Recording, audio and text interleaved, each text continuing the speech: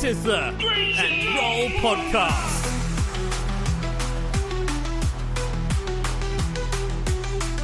With your hosts, Chibbsy and Mad Dog.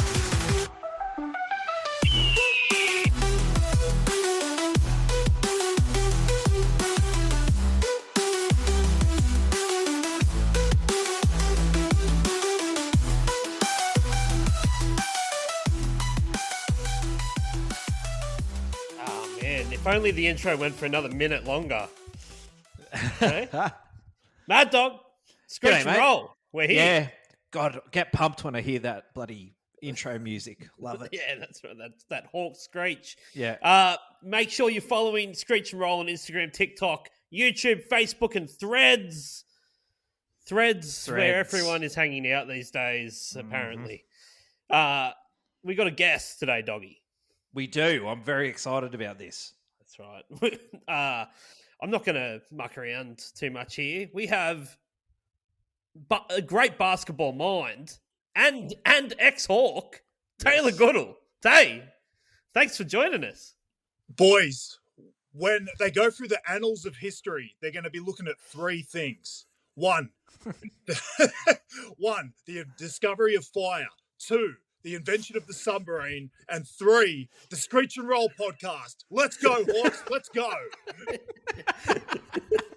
That's a wide expanse of history. We've gone from fire. I'm going to cut that and use it as a sample for the rest of the podcast. Yeah, I love it. Intro. Shout out to one of my favourite movies of all time, Semi-Pro, for that one. So, figured I'd just straight mine straight away. Yeah, beautiful. Welcome to the podcast, man. Thanks for coming on. No, absolutely. Talk about all things Hawks. I absolutely love what you're doing. For anyone who knows me, I'm, a Hawkhead through and through, and someone who's been lucky enough to put on the singlet, but someone who, ever since those days, has been a huge supporter of the Hawks and everything, they stand for. So, absolutely love what you're doing, boys. Can't wait to get into it.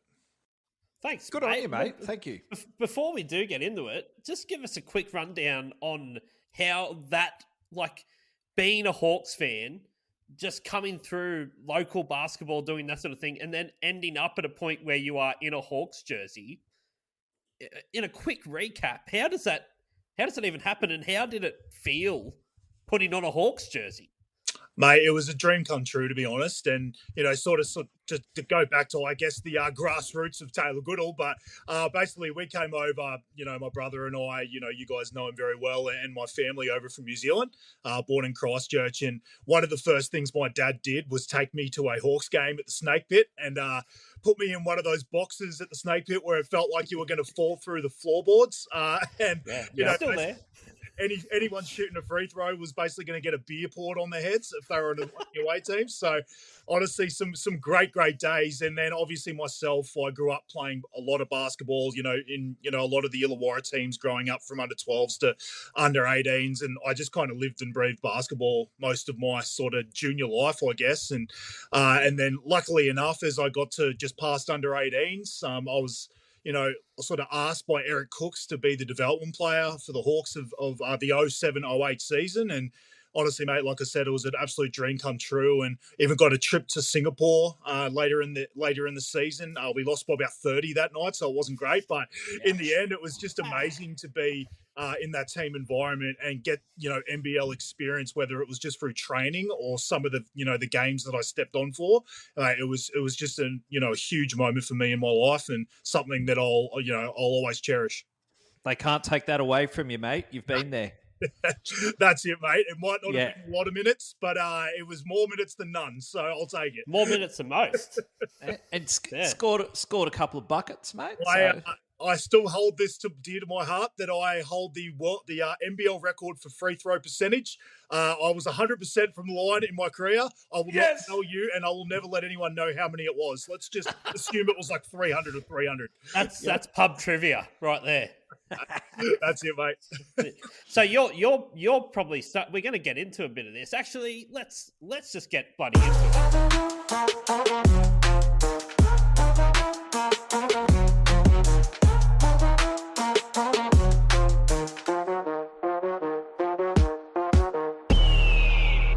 it. Tay, you mentioned Singapore before, so let's go to Singapore yet again. Because although you're saying when you were there, you lost by 30 points, we definitely didn't make an embarrassment of ourselves in Singapore, but I still came away from it feeling like we did miss an opportunity. Yeah, it was a funny one, right? Like, we all sort of stayed up on that Friday night and watched the game, and we didn't know exactly what to expect. Obviously, Not at all. the guys, even J Rock was signed, sort of late in the preseason, so it was our first, I guess, chance to really get a good look at these guys. I know we did at the Blitz, but it was probably the first proper game we actually got to watch of these guys. So, yeah, look, there was definitely positives and negatives. I felt like we almost got what we thought of this team going into the season. I think we actually got a lot of those same answers from game one of this tournament, where it felt like we were going to struggle to score at times. Obviously we've got Tyler that can break down the defense at the last second if we need, a bucket in the last 8 seconds of a shot clock. But I felt like in general we were super clunky on offense. But what I will say is we showed a lot defensively. That team, Flamengo, however you say it, but you got it. They were kind of a team that I felt like we actually matched up okay with, because they like to play half-court offense and sort of slow it down, and they just basically pegged up 40-odd threes, and I think that actually played into our hands a little bit. I felt like... Unfortunately, a lot of them went in. Well, yeah, it's a lot more than ours, mate. I think mate. We were at... There was a point we were at 1 of 16 from the three-point line. I know. In the fourth quarter, so... I was repeating that stat over and over again, the entire thing, going, we're in this... and we're 1 from 16. We're in this, and we're 2 from 20. We're in this, and we were in it, like, well and truly in that game the entire time.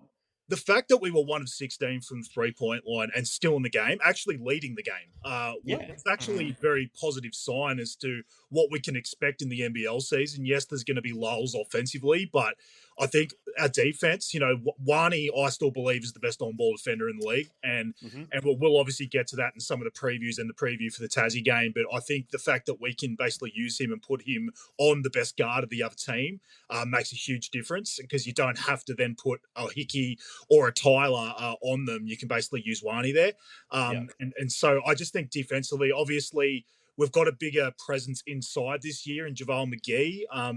Obviously I love Sam and, what we've done, in terms of our bigs and Lockie, but I think this is going to be the first time that teams are going to struggle to go to the basket against us, because if they're not going to want to, they're going to look up. They're going to be dribbling in and look up and go, oh, no, take that back out. Yeah. Yeah, if they're lucky enough to get past Wani or Davo, on the 3-point line, they've then got to make they've got to make a business decision whether they're throwing up, going to the basket hard and trying to score on JaVale, or if they're throwing up, a little bit of a runner, that might not be what they actually want to do. It might be a lesser percentage shot than them pulling up. So, yeah, I just think defensively we look great. There's obviously some question marks. Obviously J-Rock had, possibly his worst game of his career in that first game. It just never felt like anything was going right for him. It was a shock. It was a shocker from J-Rock. That's not the last thing he needed, especially where the last time we saw him was the second half of the Blitz, and you go, "Oh, sign him up. If he can do that, sign him up." And then to come out with a real competitive game with an absolute stinker, it was getting a lot of Hawks fans on the chat very fired up. Yeah, they were cooking, but. Hopefully he finds some consistency, because you're seeing the flashes of why he's been signed up, but it's super early. The season hasn't started yet, so I've already eaten my words once with the young fella, so I'm going to shut my mouth and just let him play before I dig myself a deeper hole. But yeah, Tay, look, I agree. I love our defensive hustle. The Flamengo game in particular was just really frustrating, because I felt like we were on top for 90% of the game, and our shots just weren't dropping, Yeah, there was a lid. The lid was on the basket at one point. Nothing, even layups were just bouncing over the top of the rim and everything. And the way you're sort of talking about it, Tay, sort of reminds me, do you think we're going to go into this season almost with like this Boston Celtics mindset of a defensive juggernaut, and as whoever, you just got to look at the 3-point stat and go, that's who's going to win or lose the game. It's going to come down to, we're going to stop you from scoring, but if our threes don't go in, it's going to be a bad night. Yeah, it could be. What I actually think might happen this year, like with our defensive structure, is I think actually whoever plays against us is going to be more like the Boston Celtics in the way that they're going to probably be shooting a lot of threes. Yeah, okay. It's just the way that we're sort of built, is that we're very good on ball. So I think a lot of teams are going to probably look at the math and go, you know what, we could probably try and beat the Hawks with threes, because the problem for us is we've probably lost some shooting, obviously, by losing Lee in the off season. I know we've still got Blanche who can sort of. Yeah, but even Days was a good. Days could, yeah. Days was a good shooter, yeah. I know we'll probably touch on it later, but it's actually a reason why I was happy we signed. I know it's an injury replacement, but Jonah Antonio, I think he can actually fit a bit of a bill that, a bit of a void, I guess I would say, that Lee actually left. I know he will only see him if there's an injury, but I was actually happy to see that we went after a guy like him, because I do think we're sort of a shooter short in this lineup. So we're going to sort of be relying on like a Dan Greeter to really sort of light it up from three this year. And obviously Blanche just does what he does, but, we can't rely on him at his age to just keep dominating from three. We really need other guys to step up. So, yeah, in terms of the Celtics, I wouldn't be surprised if we see, at the WEC each week, a lot of teams putting up a lot of threes. Jacking threes. Yeah. Okay. That makes sense. I thought in the G League United game, which the score I don't think really shows how we were in that game. We could have won that game as well. And I think, I get there had to be minute restrictions and everything, but we did miss having like a Jonah Bolden in that game, where I've just been so impressed with him. And the time we've seen him in a Hawks jersey, he's been my pick for the season. I think he's going to be a really important player. Can play sort of multiple positions, can shoot, can be that sort of smaller big man, but is just super athletic. And if you've got him and a McGee or a Harry Froling on the court, there's so much size, or a Peatling even, that just defensively it's fine. But he's also a threat. You can't just leave him alone out on the perimeter because he can shoot the ball. Yeah, he was one that I'll admit, when we first signed him, it wasn't a name that sort of jumped off the page to me. It was, I looked at it as he's an Australian. He's not taken obviously up an import spot. And I just thought with his size, he just sort of fit the criteria of what we needed. But then I started thinking about it and I go, man, this feels like a perfect JT guy. Like I just think Tatum is going to get him absolutely firing. Something that New Zealand couldn't do with him. He was injured a lot, to be fair, last year, but yeah, it just seems like a Tatum guy. I agree. And what you brought up there, his versatility will be huge for the team this year, because he might say start at the 4, and then you bring in on Mason Peatling, who I don't know if anyone realises he's won about 600 titles. He's just like he sort of pisses excellence, that guy, and so does Ronnie. That's another story. But honestly, whether they start with Peatling or Bolden or whatever, but what they can do is, if they need to give McGee a break, because he's obviously not going to be a high minute player, that's just not how we're going to get the best use out of JaVale this year.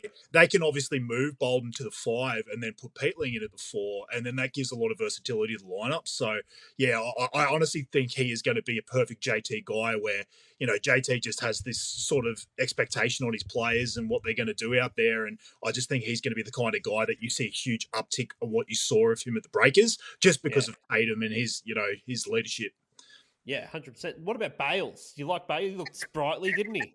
I know we're gonna touch on sort of who we thought was sort of MVP's team.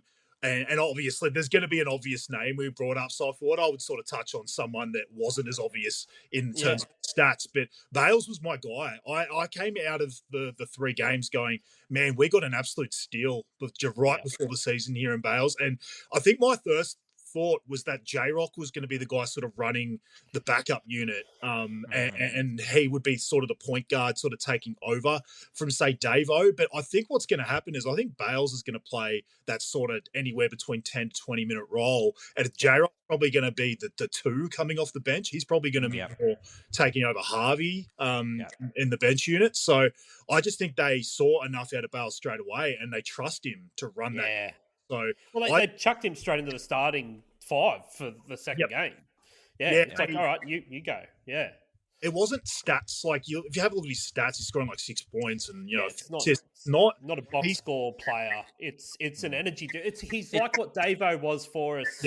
Not last year, the year before. Yep. Yeah. The best way I agree. If you look at the stats box score, it doesn't pop out, but it was like his intent on the court and how he looked out there. It looked really, really sharp. Looked really good. Dan Greer's like that as well, where it's on the box, you go box score or whatever, he played X amount of minutes, but when he's on there, it is pure intensity. It is like this guy is scrambling all over the court. He's an absolute menace. And people are going to be like, shit, he's on me. You know what I mean? Like this is going to be hard now. And people don't realise how much trust a coach needs in his backup point guard. Like, people might look at that and go, oh, he's running the bench, who cares? It might only be 10 minutes a game. But that's still important minutes. You're a big chunk of game. You're running the entire offense. Like, you need to be trusted. And the fact is that sometimes you might be running a quote-unquote bench unit, but it might be half starters, half bench. It might be guys that actually haven't trained in the same team a lot, so you're actually, you need to get the best out of your offense. And what I saw out of the guy was a very calm and collected player who seemed to get the best out of the offense when he was on there, whether that was him scoring himself, whether it was facilitating, whether it was just him reversing the ball and getting good shots for his teammates. Like, I just felt like he proved to me that he's going to be a big part of this team this year. Yep. Yeah, I 100% agree.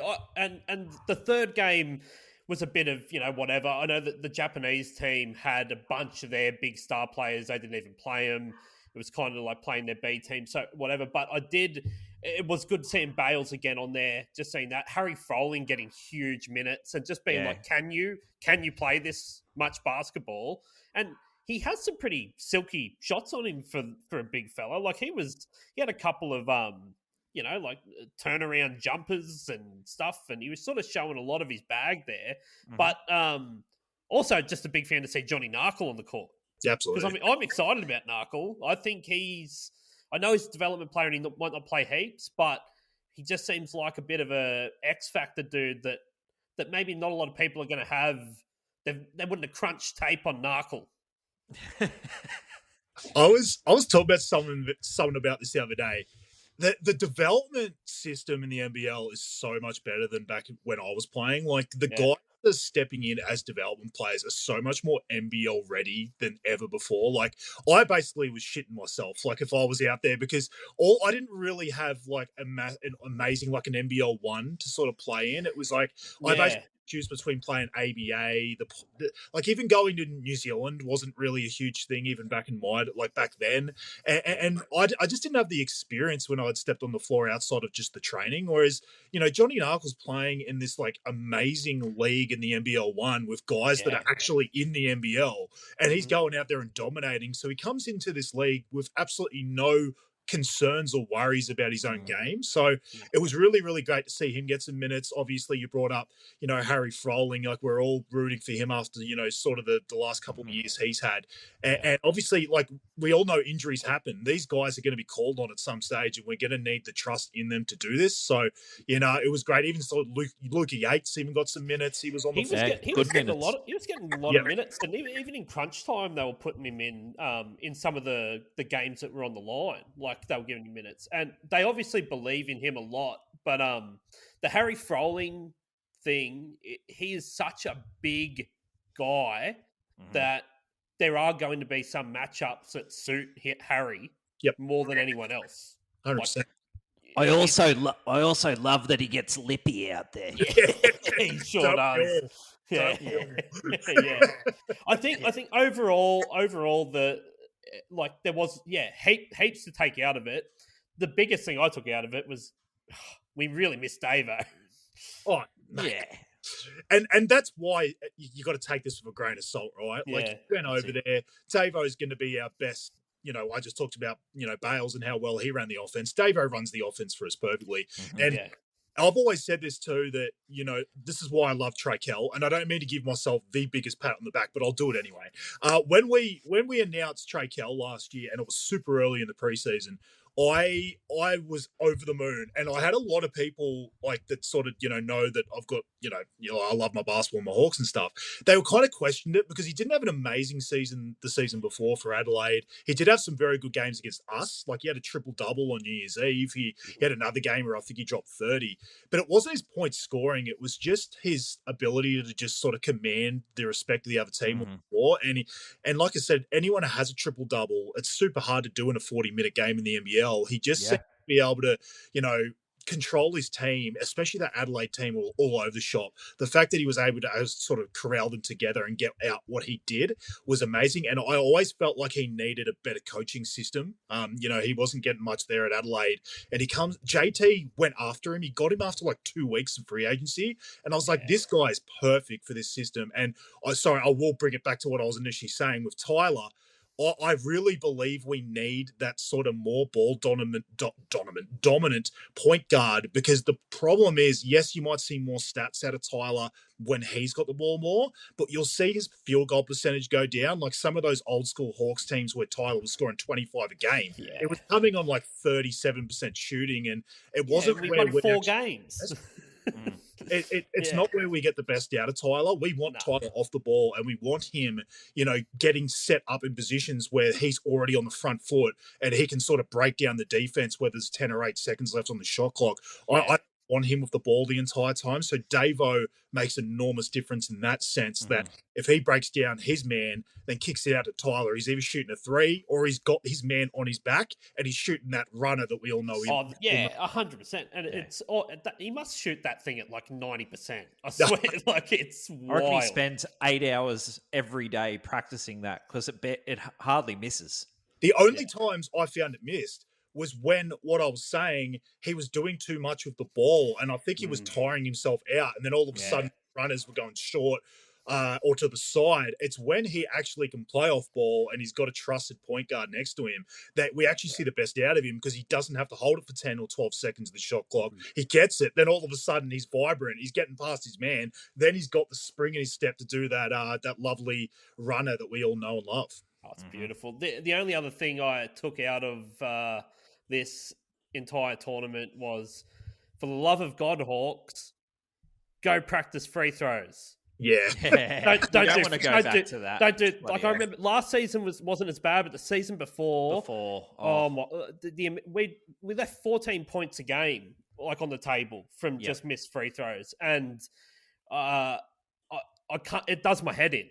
Like I've never been a professional basketball player. I've hardly played beyond a junior level, but I swear to God, if someone was going to give me money to play basketball for a living, I would be practicing free throws a lot. The problem is too, if we're playing lower scoring games, we're not getting cheeseburgers for the 100 points like we used to. We're probably playing in the mid 80s to low 90s this year. The free throws mean even more. Like, it might not matter in a game that's 112 to 105 or something like that, because there's just less percentage of the points going through free throws. If we're trying to win a game, 88, 85, we need as many of those free throws as we can get. I'm not breaking news by telling you the free throws are important. But close games have been the Achilles heel of the Hawks for a while now, and close games come down to these 1%ers, and that is hitting your free throws, especially in those clutch moments, being able to just, they're going to foul. You get to a point where you know you're going to be fouled. Like, that's what's going to happen. You don't need to be a basketball genius to know that all they're going to do now is try and foul McGee, try and foul Froling, try and foul someone. It's just like, be a threat that you can shoot over 50% of your free throws. Just got to be aggressive, right? You just can't let them come to you. If they're going to foul you, go straight through them and score and make it a 3-point play. And make it a 3-point play. If we're going to miss at the line, make it the one free throw. Make it the one, please. Yeah, we don't want to Shaq. We don't want to Shaq at the Lakers situation where it's just like he can't play the last 6 minutes of games because he can't hit a free throw. Like, yeah, that's the last thing we need. We'd be better off putting Peatling or something in as a small ball center for the end of a game, hoping that he can hit free throws at that point. All right, well, let's quickly do our players of the tournament, and then we can move on. But Do you want to go first, Mad Dog? Who did you pick from the 3 games in Singapore? Like Taylor said, there's an obvious choice there, and that's Aussie Tyler. Yeah, almost. Well, yeah, and obviously, he didn't play in the game that we actually won, but Well, no, they didn't need him. Yeah, but we've got 24 points, 32 points, and it felt like every time we needed to get some kind of momentum going or like a big shot needed to be hit, he just stepped up and did it. So, like, when we were struggling, he kind of got us back on track. So that's what he does. Yeah, I can't.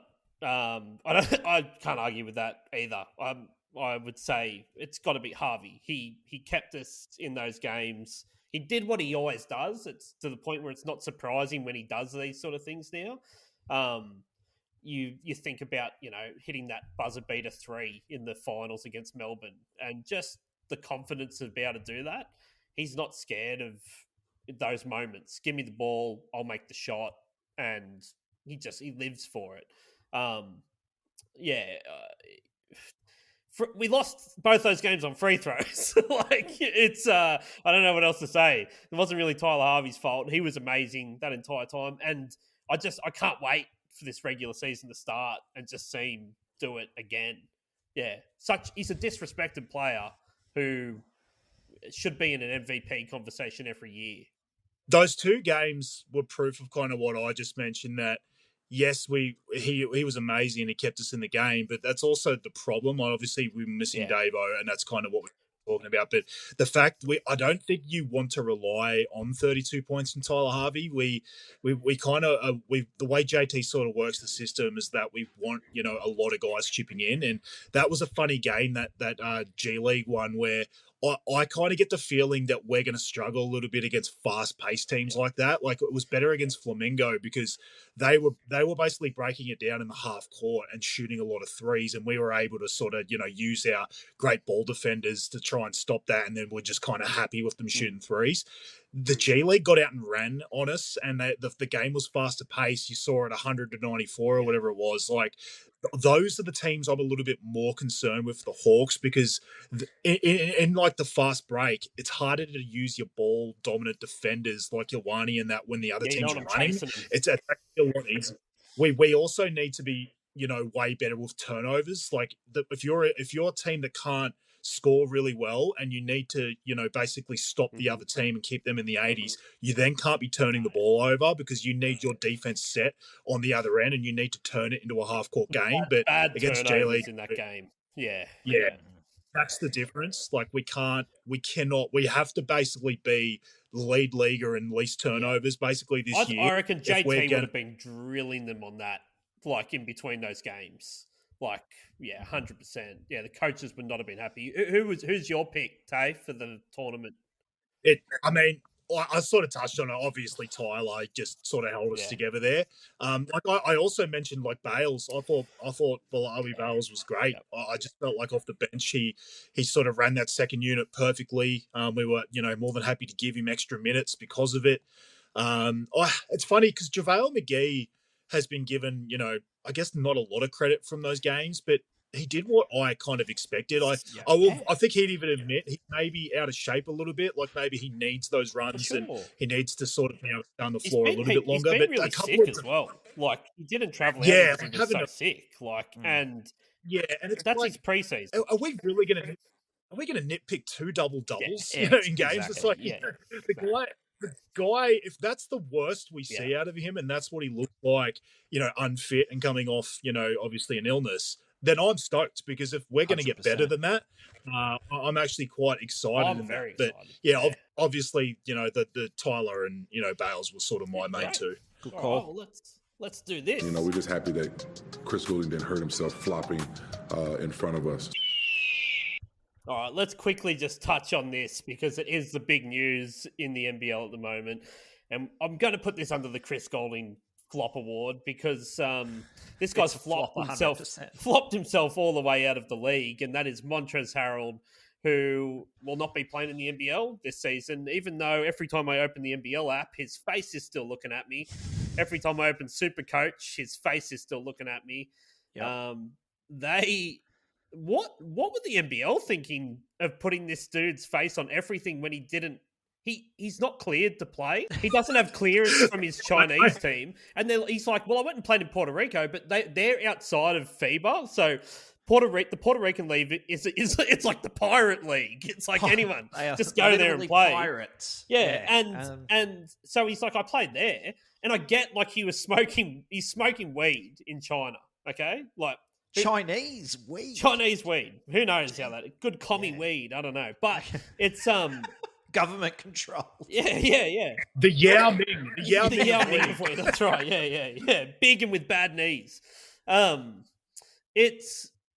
Like he could get up to a 6-month ban from FIBA for it. So Adelaide have gone. Adelaide was still trying to get him cleared up until like before they played their European game the other day, and it's just not going to happen. Like just he's not let going to it be able go. to get clearance. Yeah, but why? Just got to let him go. I don't see it really. I think Adelaide is still going to be great, because they've got big men that can play there as well. And I guess it sort of takes a little bit of pressure off them as well. I mean, don't get me started on the Supercoach system. I thought I could not believe that they changed away from the classic to this stupid beat the coach thing where half the country beats them and then you go into a draw. Right. Great. So that's for another podcast. But anyway, the thing about the Adelaide situation is I kind of get the feeling this might weirdly help them. Yeah. It might not in the short term. Like obviously Trez scoring 20 odd points a game, you got to sort of find that. But the funny thing is, if they're going to go after someone else, I think they should go the complete opposite. They don't need scoring. Like this was my kind of problem with them from the jump, is that they've got possibly the worst defensive backcourt in the league in DJ and Bryce Cotton. And then Trez himself, like he can stay in front, but then he fouls a lot, like and he just depends. Yeah, it's like what night you get him on. It's like the teams are going to score 110 on them anyway. Even the Hawks will probably put up 90. Yeah. So I kind of feel like this is an opportunity for them to sort of take a look at their team holistically and go, all right, well, we're probably not going to bring anyone in the next 2 weeks because it's sort of too close to the season starting. But what I reckon they probably need is more like a 3-and-D guy, like probably more like a small forward that can come in, and he doesn't need to be like a focal point of the offense, but plays very good on-ball defense, because they're going to need like their own Wani. Like they need someone that can take the other team's best player, because it's not going to be Cotton. It's going to be a layup line through there. Yeah. Exactly. They need someone that can be the ball stopper. So this might be an opportunity for them to go completely different with their import spot. They've still got I think this is why they didn't put up such a big fight with it. And people are laughing at Adelaide like, oh, they've stuffed it up again. But I reckon they've just gone, oh, this is too hard basket. That's fine. Move on. It's the NBL that looks silly at the end of it for chucking his face on everything. Poster boy. Exactly. It's the worst thing you could have done. Yeah. Let's get the guy that fights fans. You know that guy that punched a bunch of fans? Let's get him. Make him the face of the league. That's it. Yeah. No. The funny thing is, like, there's got a chance that even if he played this year, he would have done something even worse during the season, and then it would have looked even worse on the actual branding of his face. The NBL start turning into the NRL, where every single preseason they run an ad that it's like, that guy's in jail now, and you're like, man, yeah. Well, they were just playing with fire. 100%. I agree. I think it is a blessing in disguise for Adelaide. I don't want Adelaide to be any better than what they are going to be scoring, but I think you are going to be definitely going to be able to score on them. And now they've got the opportunity. They've got 2 import spots open with Bryce now being Australian. And, the NBA teams are all about to go into camp, and there's going to be people getting cut from there as well. There's going to be G League players, people getting dropped on 2 ways, that sort of thing, that as it goes on, people might become available that, could fill those spots. I have the feeling that it's actually going to end up good for them. Very good. You know what would be hilarious is if Montrez does get cleared and just signs with the Kings.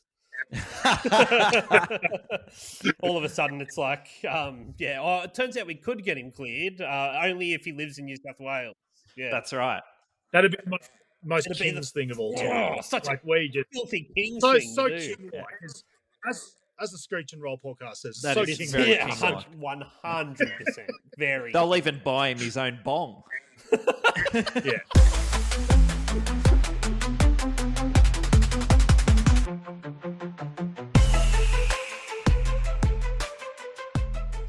All right, let's quickly just go through some of the other games that happened last week. We had Melbourne United starting off with a 2-0 record to start the season. They got that really close win over the Jack Jumpers and then flogged New Zealand.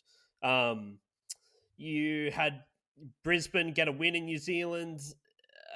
It just seems like New Zealand are already falling apart with injuries and everything as it is. But the one that really surprised me, because I was high on it, is the Phoenix beating the Taipans by like 10,000 points. And I know the Taipans did not have a point guard playing like at all, pretty much. But I just want to know what you guys think about this, because I am never ending hearing that Adam Ford is the god to all basketball coaches. No one has ever coached better than Adam Ford. He is the mentor. He should be doing TED Talks on how well you can coach a basketball team. I can't imagine if they don't have him on a tour of the USA going around to the NBA places, just letting them know how they can be better at coaching. He doesn't win any games when he coaches basketball teams. And then he goes out and throws his players under the bus every week and goes, well, if they're not going to try, what do you want me to do? Like, coach them. Yeah. Do that. Adam Ford's a funny one for me, right? Where I think he did his best work was when he kind of got thrown into the fire with the Kings, with the the purple filth, the violet crumbles, as we like to call it. I don't want to talk about the Kings too much, but what actually happened when he got put in was he had possibly the worst Kings team I've ever seen. Like, it was just like, even for a team that tries to spend over the cap every single year, this team was honestly one of the biggest pieces of shit I've ever seen on NBL for. And he actually got him a lot more wins than I expected. And so I thought, because of that, he actually should get another job. And then obviously he did move on to Cairns because he got let go.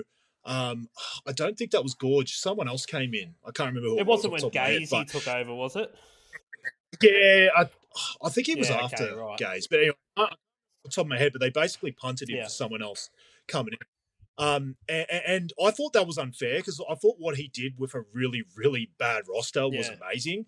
But what I'm finding with him now with Cairns is there are certain coaches that can basically blood guys and do very good jobs with young talent, or just, I guess, not as talented rosters. You see it in the NRL. Like, I kind of feel like Wayne Bennett at this point of his career is a little bit like this, where some coaches are good at getting like an extra 20 to 30% out of guys that no one expects anything out of, but then they don't know how to get to that next ceiling as a coach. They don't know how to take a good team and then get the most out of that good team to make them into a championship caliber team. And that's the way I look at Adam Ford. I'm like, he seems better at coaching a team no one expects anything out of than actually coaching a championship caliber team. And they keep being injury, like they keep getting smashed by injuries year after year.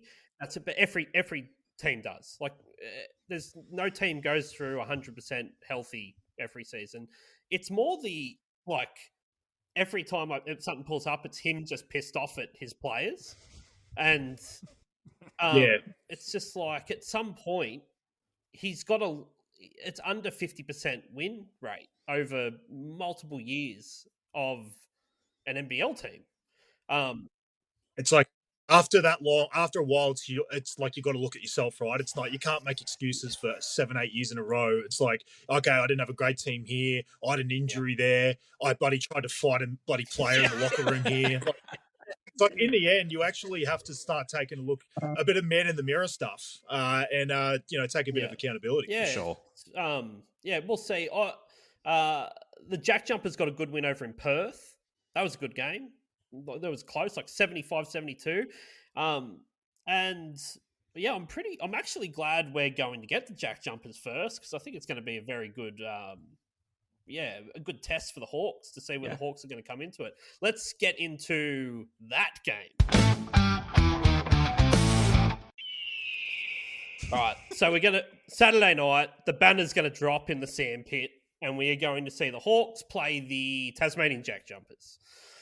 Now, before we get into how we think that game's going to go, the breaking news that I've heard today, I was listening from Olgun Ulich and Matt McQuaid have come out and said that Davo's eye injury is a lot worse than expected, and they expect him to be out for a good amount of time, like a decent amount of time, and that the Hawks are looking at releasing J-Rock to bring in a different sort of player, with Davo going to be out for as long as he's going to be out. Wow. That's interesting. Yeah, it's news to me, and it wouldn't surprise me if this is true with Davo. Then I could imagine that changing their plans with that import, because I think at this point they trust in Davo, so they thought, you know what, we're more than happy to sort of spend a little bit less on J-Rock and him sort of, you know, be the two-man of that backup unit. But if they need a starting caliber point guard straight away and Davo's not back for a while, then they would have to change their plans completely. Yep. So, that's brutal. It's brutal. And I was sus on it when he didn't fly to Singapore, and you see Sam Froling was flying to Singapore and he's not going to play, but even players that have these injuries flew with the team, but Davo didn't go. And apparently it's a lot worse than what they expected, and he might be out for a while, and it's devastating. That is not good news. Yeah, it also caused quite a stir on this. I'm in this Hawks group chat, and my God, it got fiery on there. It's just, people. And someone just put up, I've heard that they're going to do this. And, I think there's a few people on there that consider themselves to be like the gatekeepers of all Hawks information. And they're like, you're smoking crack, you blah, blah, blah, blah. I'm like, whoa. Not like the internet, to have people. Yeah, that's right. Bro, it's like, it's just the dude from ESPN that reported it. Like, I don't know. I don't know what to tell you. Yeah. It's like, this is the NBL pleb all over again. Yeah, exactly. So we'll have to see. Like, I've got Matt McQuaid, who's a commentator. He said that he expects Davo to play. Ulich is saying he's going to be out for a lot longer than we think. So, that's a huge range. Like that's a big range. Hey, this is why we need to get into this sort of, people need to know our thoughts on it. Why don't we just chuck something out and I'll be like, no, I've heard 2 weeks based on nothing. Yep. There you go. That's now a fact. Click that, put it on the internet. That's news now. The McGee Magnay matchup. How do you see that going? So what's funny, right, is I felt like in the past we've actually not matched up with the Jack Jumpers very well, because they've always been a really, really big team, whether it's Magnay, Marcus Lee. I still remember early on in JT's tenure when he'd sort of taken over from Jackamus, that he basically went on a tear where he won like 5 or 6 games in a row. And the only game that I remember them losing early on was they lost by about 20-odd to the Jack Jumpers at home. And I went to that game and I came out of it thinking, man, we struggle against bigger body teams. Had a field day in that game as well, where it was just he could just body Froling off and dunk it to say, bang, one big bang, thank you, and then have it. Yeah, we really struggled. We were just getting killed on the boards, and we just really struggled against bigger teams. But I think we're set up a bit better than that this year. Obviously, it's just Magnay. There's no Lee. Mm-hmm. I'm a bit more comfortable with the matchup. And specifically, you just talked about the centers, but I think just general play, I don't see this being a high-scoring game. This isn't like the G League team that we played against. You just saw Tassie only put up 75 points in a win against Perth. I think the way Scott Roth plays, doesn't try and outscore the other team. He wants to actually break it down and win a closer sort of style game. And I think that's actually going to play into the Hawks' hands. Obviously, we need to know what's going on with Davo and all this sort of stuff. But I think the way that I'm more worried about some of the fast-paced teams for this iteration of the Hawks, whereas the Tassie Jack Jumpers, the way they're set up, and we just saw that massive game out of Bryce Hamilton. I think that us putting Wani on him is a huge thing because he looks quality. He looks like a quality player. That dude. My super coach. Oh, is it? Yeah, good call. Yeah. I don't like to pat myself on the back. I already mentioned that, but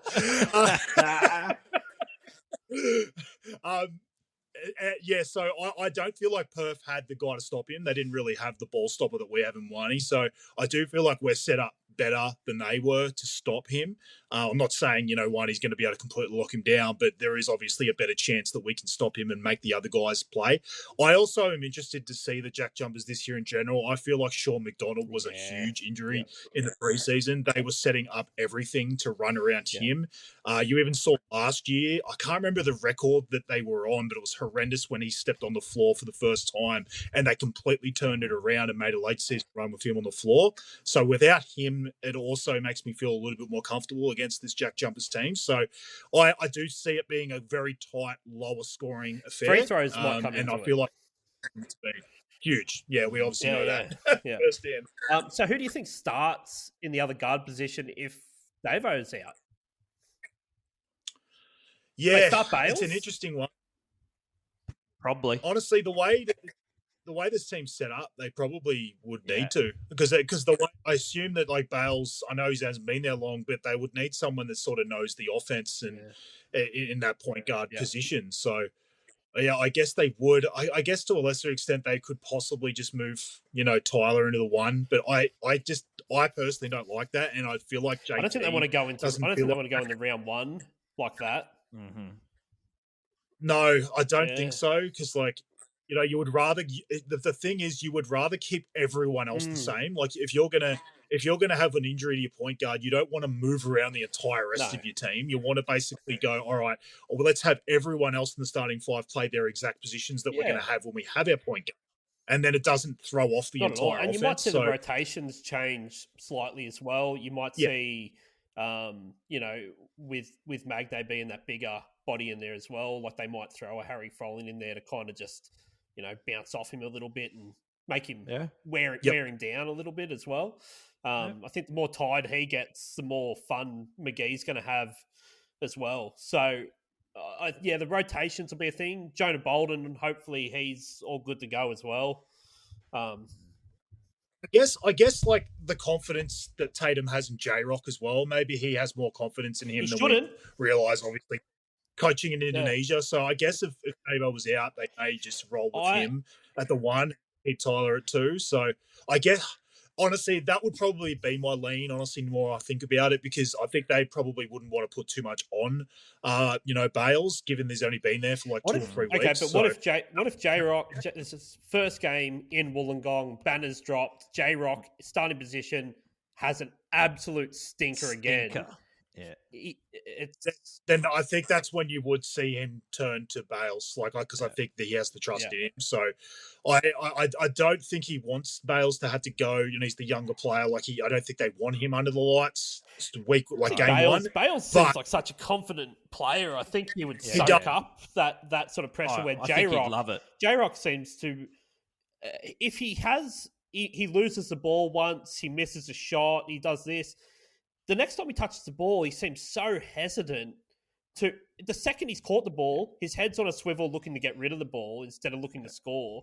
He ends up under the ring and doesn't want to score. He's obviously a confidence player. He goes full Ben Simmons on us, under there. What you might find too, if they're, they do have concerns about the future of Davo, they might actually throw J-Rock in there with the idea that, hey, this is your opportunity. Yeah. If you take it right now in game one, we're going to have to move on because we need someone that can actually run the offense and score like we had in Trey Kell. So this is your opportunity. Do it now, or obviously gone. I can imagine JT having that conversation with him and saying, "Mate, we need more out of you straight away. Otherwise, we're going to get a guy That's that can." likely, actually. Yeah. Hopefully, we see Davo with the Phantom of the Opera mask out there. Just chuck some goggles on him and let him go. Yeah. Let's go. Yeah. Well, buddy, Keanu Kinder wore a mask. Yeah, That guy's worn a mask forever. Yeah, that's right. He's basically a Marvel character. Yeah. Bloke was just wearing a Batman mask about 10 years after he broke his nose. But you just go, no, I like the mask. I played better in the mask. It pisses me off as well. What's your prediction? What's score prediction? Hawks, Jackies? I've got a lower scoring game, as mentioned. I don't think it's going to be quite as low as that Perth Jack Jumpers game, but I've got it more in the I'm going to say the Hawks are going to win 87-83. Yeah. Okay, I've got the Hawks by 4, but I also said low scoring. Yeah. I'll go Hawks 84, Tassie 81. Okay.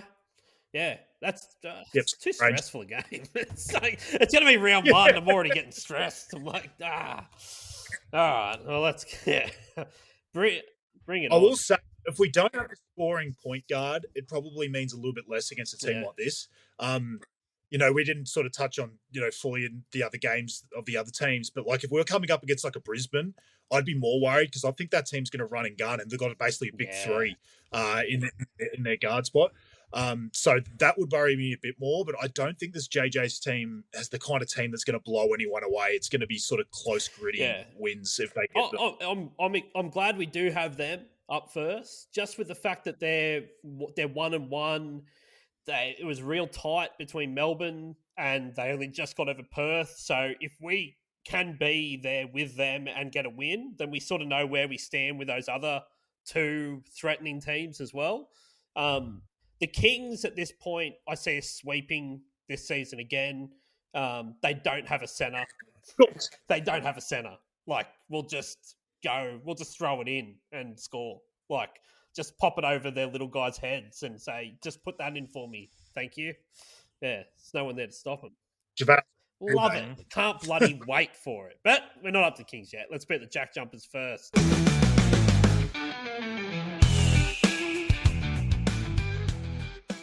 All right, that's good stuff, fellas. We've got through the Intercontinental Cup, where we are the 5th best team in the world.